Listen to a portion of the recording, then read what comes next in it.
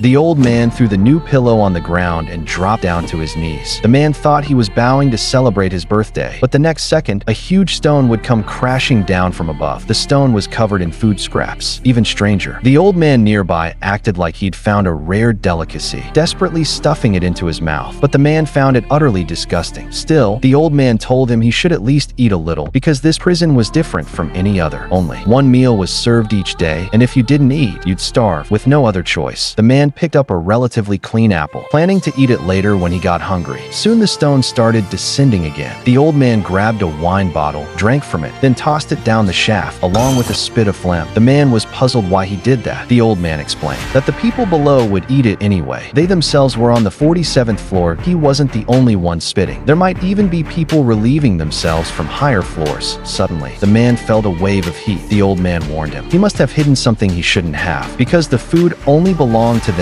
Once the platform reached their floor, the food was stolen. The temperature in the room would keep rising until it burned them all to ashes. Hearing that, the man immediately threw the apple down. Soon, the temperature returned to normal. The next day, the old man knelt before the platform, devouring the scraps ravenously. After finishing, he even urinated on the prisoners below. The man was completely shocked. Next month, they might be above. Yes, and they will piss on us.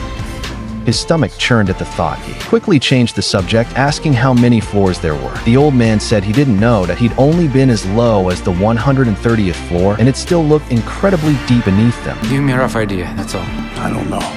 Looking at the old man, he didn't seem starved, but then the old man pulled out a knife. That it turned out he had other ways of surviving. For 3 days, the man refused to eat anything, until finally he couldn't hold out anymore. Carefully, he picked up a piece of green bean and cautiously tasted. The dopamine rush from the food drove him wild. Gradually, the man adapted. He began copying the old man's habits, wasting food without care, eating his favorite dishes until he vomited. Then one day, a disheveled woman arrived on the platform. The man hurried over to ask what happened, but the woman was wary. The old man warned him not to interfere. She was a madwoman, coming down every month to search for her child. Soon, the stone descended again, but 2 lustful men on the 49th floor dragged her away. The man shouted desperately, trying to stop them, even wanting to jump down to help, but each floor was 6 meters high. Jumping meant death or disability. Afterward, the woman climbed back onto the platform, but the 2 men never reappeared. That's when the man realized the true horror of this prison.